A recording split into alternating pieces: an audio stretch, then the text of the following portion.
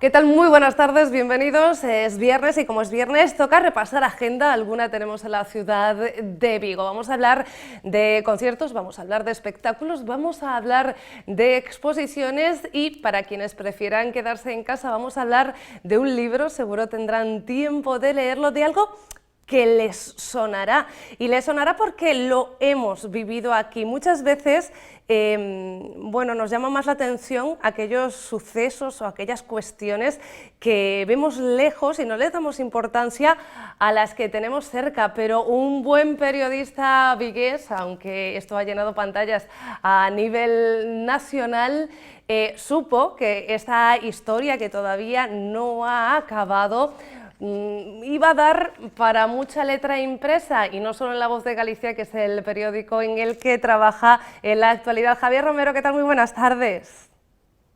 Buenas tardes, muchas gracias por la invitación. Operación Marea Negra, que ese es el libro al que nos referimos y en el que nos adentras no solamente a la historia de ese narco submarino con 3.000 kilos de cocaína del que tanto hemos hablado en esta televisión también, o en La Voz de la Galicia, en Radio Vigo, sino que nos adentras en la travesía, en la historia de los personajes y también las personas que participaron en esta operación. Bueno, sí, la verdad es que la historia va mucho más allá de lo que es el propio relato que por sí solo el cuente, ¿no? Que supone la definición de haber atravesado el Atlántico en iba a decir en una embarcación, no se le puede llamar ni tan siquiera embarcación, ¿no? Durante 27 días con unas condiciones de navegación extremas, condicionadas por un tiempo, por borrascas, por temporales y, bueno, pues un poco el trabajo que, como dices, realizo en La Voz de Galicia y concretamente en temas relacionados con un poco lo que es de manera genérica con el narcotráfico que también conocemos en nuestra tierra, sobre todo en las Rías Baixas, bueno, pues me permitió ir un poco conociendo qué había más allá detrás de esa investigación judicializada, ¿no? Que es la parte oficial, la parte que va a ir a juicio, pero sí que me permitió un poco ir conociendo a los personajes, conociendo, por ejemplo, el pasado del único tripulante gallego, que es de Vigo, que es Agustín, que fue una persona que en el mundo del boxeo era muy conocida en Vigo porque fue campeón español amateur. Bueno, una persona que en el sector del deporte, bueno, pues como digo, era conocida, ¿no? Ese pasado de él, esa relación con su entrenador, que también es una persona muy, muy conocida ya fuera del ámbito del deporte, incluso pues, Paco Moedo. Y luego el otro hito un poco, principalmente ya relacionado con lo que fue toda la travesía transoceánica, fue descubrir cómo el plan A de algo así tan grandilocuente tenía que haber finalizado frente a las costas de Portugal y acabó en la Ría de Aldán implicando pues a unas personas que son amigos personales del piloto gallego, ¿no? ¿Qué motivó todo eso? Bueno, pues fue un poco lo que me empezó a obsesionar un poco, ¿no? Para acabar sabiendo qué pasó y descubrir que, bueno, pues que era una historia demasiado grande como para recogerla en páginas de periódicos. O sea, hubiese sido, bueno, pues una fatiga para el lector tantas entregas, yo creo, ¿no? Bueno, seguro que no hubiera sido una fatiga porque este libro tiene un ritmo que permite no aburrirse nunca en ningún momento de la historia, pero en todo caso, lo que consigues, y a lo mejor es algo que ya no podemos hacer en los medios de comunicación, porque también nuestros medios han cambiado con el tiempo y ahora buscamos noticias rápidas, actualidad inmediata, tweets muchas veces, de muchos titulares y subtítulos que no permiten eso, adentrarte plenamente en la historia y bueno, ya para el libro algo que haces que es humanizar a los personajes, ¿no? Los veíamos de lejos, los vemos todavía en el juicio, de lejos los vemos como entes delincuentes, por decirlo de alguna manera, y tú entras en la casuística de su vida y por qué se meten en este viaje que, bueno, por suerte acabó en las costas gallegas, pero después de 27 días con muchas dificultades. Sí, pudo haber acabado en tragedia, sobre todo para los tripulantes, ¿no? Se vieron inmersos, sobre todo en la parte más dura de lo que es la travesía. Tuvieron que atravesar 3 temporales que los dejaron, bueno, que supuso pues, una gincana para sobre todo metidos ahí dentro, ¿no? Encerrados en algo así, sin apenas espacio para convivir, con problemas mecánicos que en la extracción de humo que intoxicaban la atmósfera del narcosubmarino prácticamente desde los primeros días de viaje. Luego tuvieron un percance bastante del que salieron con vida, apunta la investigación, gracias a la pericia del piloto, que esos 3 temporales los arrastraron a una autovía de buques en donde uno de estos barcos mastodónticos pues casi les pasa por encima. De hecho, se libraron de morir tronzados, ¿no? Por algo así, por un casco tan grande. Pues apunta la investigación, como digo, la pericia del piloto, que supo maniobrar y esquivar por segundos o metros, como lo prefieras, pues eso, morir allí aplastado en el anonimato y sin que nadie supiera dónde y cómo fallecieron. Muchas horas, estamos viendo imágenes de ese narcosubmarino, estaba pensando yo, muchas horas hicimos de guardia para ver si finalmente se conseguía reflotar ese submarino, sacar la droga en ese momento en la ría de Aldán, cuando todavía estaban en la búsqueda de alguno de sus tripulantes. Entre ese momento y una fotografía que hemos visto por ahí en la que tú estabas dentro del narcosubmarino, entiendo que es cuando surge la historia, ¿no? Y cuando tú ves que eso tiene que dar para mucho más. Sí, efectivamente, sobre todo ya 3 meses después de lo que es el hundimiento, los 3 días que duró la flotación desde el punto del hundimiento hasta la explanada del puerto de Aldán, que esa fue otra odisea, ¿no? Porque no era fácil, no era... de hecho, no había un precedente, ¿no? Para reflotar algo así, las condiciones de mar tampoco eran fáciles aquellos días y todo condicionado por un objetivo que era claro, que aquello no se partiera en dos, ¿no? Que aquello había una prioridad que era conservar el casco del semisumergible intacto, bueno, pues un poco a modo de trofeo, ¿no? Si se permite la expresión. A partir de ahí, 3 meses después, se levanta el secreto de sumario. En la voz de Galicia, bueno, pues tenemos acceso al procedimiento y, bueno, a partir de ahí es un poco como empezamos a conocer el contenido del procedimiento y a ver un poco por dónde van los tiros para profundizar en el tema más allá del procedimiento. ¿Te llegas a obsesionar con la historia? Bueno, te llegas a obsesionar en el momento en el que, si eres un poco meticuloso para hacer algo, un relato tan vasto, pues cuanto más detalles tengas, pues ayuda mucho más a escribir, ¿no? Entonces, bueno, yo tengo la tendencia a veces a buscar esos detalles para trasladar ya no solo información, sino también sensaciones, trasladar, o sea, hacer un relato que traslade a los sentidos, ¿no? Y bueno, algo así, por ejemplo, os puedo poner el ejemplo de lo que fue reconstruir esos días de travesía, ¿no? Esa sensación de sudor, trasladarle al lector esa sensación de sudor permanente, de humedad, de hambre, de insomnio por no poder dormir, trasladar al lector la angustia que puede suponer pasar solo una noche a oscuras ahí dentro, sabiéndose en algo tan vasto como es el Océano Atlántico, sin luces de posición, porque eso es una embarcación que no tan siquiera tiene luces de posición, a expensas de que pueda aparecer cualquier embarcación y te pase por encima. Un poco trasladar esa agonía que ellos vivieron tantos días ahí encerrados y en unas latitudes tan remotas, sí que me supuso, digamos, que a lo mejor, o sea, le di muchas vueltas sobre cómo poder plantear eso, pero ya no por mí, sino para trasladárselo de la manera más real a quienes, bueno, pues a quienes puedan leer o quieran leer este libro, ¿no? Javier, que hemos estado viendo también alguna fotografía por ahí en la que te veíamos en otra embarcación, en este caso creo que en el Amazonas, porque este proyecto te está llevando muy lejos. Bueno, en el Amazonas fue de donde salió el Narcos. Esta es una foto tomada precisamente al otro lado del continente sudamericano, en el Pacífico, en un río que hay en el estado de Nariño. Nariño es... Colombia se divide en estados que viene a ser lo equivalente a nuestras comunidades autónomas y concretamente la de Nariño en Colombia es la zona cero del narcotráfico ahora mismo, ¿no? Es una zona en la que está pegada a Ecuador, su frontera está al sur de Colombia, pegada con Ecuador, y ahí tienen un serio problema en la construcción de narcosubmarinos, de hecho es donde más se construyen, ¿no?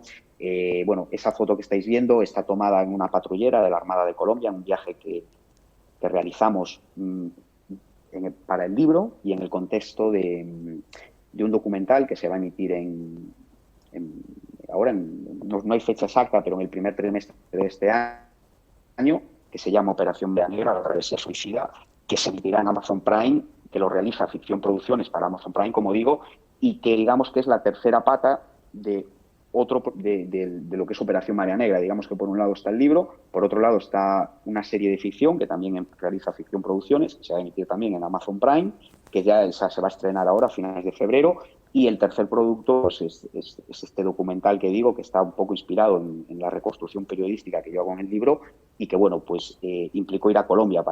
Hay que tener en cuenta, para que os hagáis una idea, que en Colombia pueden incautar una media de 30, 40, 50 al año, ¿no? Dependiendo del ejercicio, que depende del año, ¿no?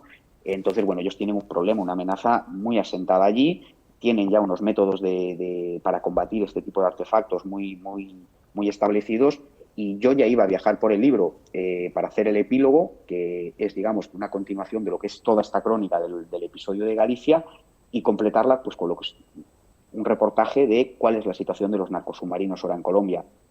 Al surgir la posibilidad de hacer el documental, pues bueno, pues aproveché lo que es el viaje del documental, que también se ve que se va a recoger cuál es toda esta problemática allí, pues yo aproveché pues para hacer el epílogo, que como digo es eso, un reportaje de el origen del problema y cuál es sobre todo la situación actual y cuál es sobre todo el alcance de la situación actual, pensando en Europa o incluso en África, porque actualmente África es una de las bodegas de cocaína del mundo, y mucha de la cocaína que llega a España pasa previamente por África y luego, bueno, pues utiliza las rutas del hachís históricas que pasan por Marruecos, por el Magreb en general, para llegar a la península, a Italia, bueno, a lo que es a Europa, en definitiva. Javier, hay profesionales como tú de medios locales o regionales que muchas veces, aunque tengan una pluma exquisita y una gran labor de investigación, no traspasan fronteras, ¿no? Porque a veces las grandes cabeceras son las que te llevan mucho más allá, y de repente tú desde aquí te has embarcado en un proyecto que ya se convierte en internacional. ¿Cómo lo llevas?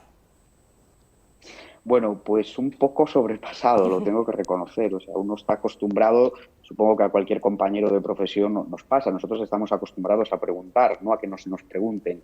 Y bueno, por ahora que está empezando la promoción del libro, sí que tengo que reconocer que me está costando un poco, ¿no?, adaptarme a esa posición, ¿no? Entonces, bueno, pero lo voy llevando. Entiendo que la promoción del libro es necesaria y no queda otra, ¿no?, en definitiva. Pero bueno, sobre todo yo creo que con humildad y un poco explicando lo que sabes del tema, que al final es lo que nosotros... Que es mucho. Cuando un compañero se especializa... Bueno, cuando un compañero se especializa, yo creo que ya sea en política, en deportes, en sucesos, bueno, pues acaba controlando una materia y bueno, pues en mayor o menor medida siempre se pueden aportar algunas claves, ¿no? Javier, no se te ve incómodo, ¿eh? No se te ve tenso, igual es porque no te tengo en plató y no te puedo mirar a los ojos, puede ser.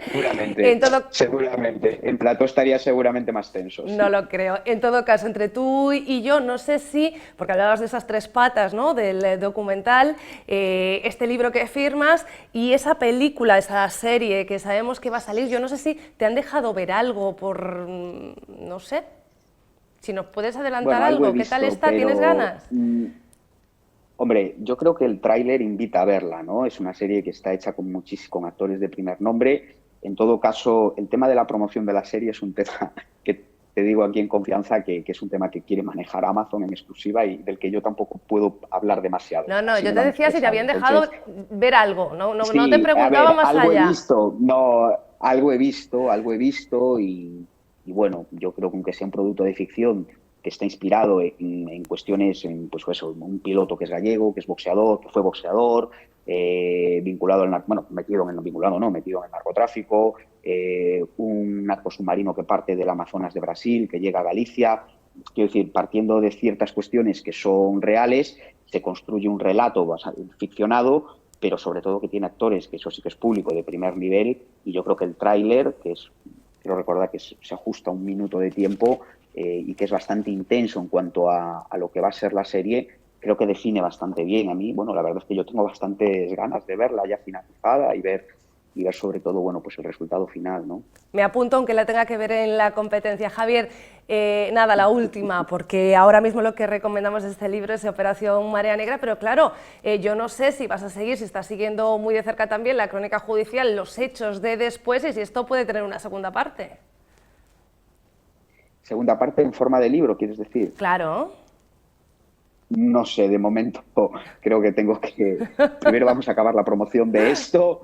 Yo creo que todavía, de todas formas, hay una cuestión muy importante que es fundamental, que es como cualquier caso de sucesos, que es conocer la sentencia. Como todos, bueno, así es público, el asunto se juzgó en diciembre, a mediados de diciembre, en la audiencia de Pontevedra, y estamos un poco todos mis compañeros, todos los medios pendientes de esa sentencia, ¿no? Para ver finalmente cómo queda, más allá de que luego pues seguramente se presentarán recursos y demás, ¿no? Pero bueno, esa primera sentencia es fundamental y bueno, un poco con la incertidumbre, ¿no? De ver qué se plasma, qué se da por probado, qué no se da por probado y bueno, y un poco, bueno, pues ponerle un poco ese punto y final, más allá de que luego haya recursos, a una historia pues que comenzó, como bien decías al principio, hace algo más de 2 años, en la Ría de Aldán, para sorpresa de todos, ¿no?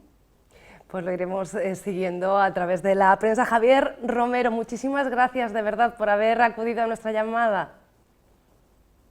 A vosotros por la invitación y por el interés del libro, espero que os guste. Y yo les prometí a ustedes también que íbamos a repasar agenda y lo vamos a hacer, y empezamos en A Fundación porque tenemos en doble sesión a Luis Pedrahita, tanto hoy como mañana, en Es mi palabra contra la mía, hoy a las 9, mañana a las 8. Además, en Vialia, Vigo, acoge el primer torneo de música urbana de Galicia junto a la plataforma Gallos del Norte. Será mañana sábado en el centro comercial, un torneo de batallas de gallos Freedom Fighters, así se llama. Además, mañana en la Sala Rush, concierto tributo a Fito y los Fitipaldis con Fitipaldix, acabado en X, como ven, mañana a las 10 de la noche. Por cierto, que si lo prefieren, tenemos ya la primera exposición del año en Marco, Efecto Reliquia. Una paleta, un taburete, una cama o una pieza de ropa son algunas de las obras que componen el Efecto Reliquia, una exposición que pone en escena un proyecto que habla de la pasión de Teresa Moro por coleccionar, rastrear y archivar objetos singulares como acto de reivindicación y resistencia a través de la pintura. Cuando yo creo que estoy ante un objeto que ha podido pertenecer a un artista pues, que me ha acompañado en mi aprendizaje y en mi andadura, o al que venero, pues bueno, se despierta en mí un sentimiento que yo he decidido llamar Efecto Reliquia, y que he ido recopilando esas reliquias que yo escojo de una manera muy personal, muy subjetiva. Pueden ser conexiones casi a veces muy incluso juguetonas. Bueno, y entonces en esta exposición las he pintado y las he colocado en las paredes como si fuera una cámara del tesoro. Teresa Moro ha trasladado a la sala de exposición del Marco el universo cotidiano, la intimidad y todo el proceso creativo por el que pasa para la creación de sus obras. Teresa, sin embargo, se mantiene fiel a la pintura. Y se mantiene fiel a la pintura y además con una práctica, con un modo de trabajar, lo decía antes, muy personal, esa especie de pintura restada, de pintura casi sin materia, con unos materiales y con unos soportes muy mínimos, con una manera que ha mantenido siempre. La exposición estará abierta al público en el Marco de martes a domingo, desde este viernes y hasta el próximo 1 de mayo. Seguimos con agenda porque mañana a las 6 y pasado en doble sesión a las 12 y a las 6, y para toda la familia tenemos en la Sala Ártica a o home que plantaba árbores, DM2 Producción. Precisamente para falar de esta cita temos ao outro lado da videoconferencia Mercedes Castro. Mercedes, boas tardes. Hola, moi boas tardes a todas e a todos. Boas tardes e benvida. Grazas. Oe, unha cita para toda a familia que xa fai falla máis al lado Nadal, que parece que cando as salas, bueno, Ártica ten moita programación para toda a familia, pero parece que o resto dos teatros programan únicamente en Nadal, en Entroido, en algunha data así similar, e que é importante o teatro, sobre todo para que acudamos cos máis pequenos, non? Sí, bueno, teño que puntualizar que sí, que hai moitos teatros que sí que fan ao longo de todo o ano programación para público infantil. Sí, aquí temos a Pero, Ártica que sempre sí, nos dá a posibilidade de acudir algún día da semana a algunha obra infantil, pero bueno, os grandes teatros, que tamén está ben veros en escenarios altos, ás veces sí. fallan un pouquiño disto. Bueno, eu creo, bueno, hai, digamos que non son todos, pero bueno, hai unha inmensa maioría que sí que aposta por esa programación, porque además tamén é moi agradecida, quero decir, digamos que ten sempre un público fiel ou habitual. E dende logo que a Sala Ártica está facendo unha labor excepcional e todo o traballo de toda esta xente aí co que supón económicamente e todo o traballo e implicación, e a verdad que os meus parabéns e a miña admiración por todo o traballo que están a facer.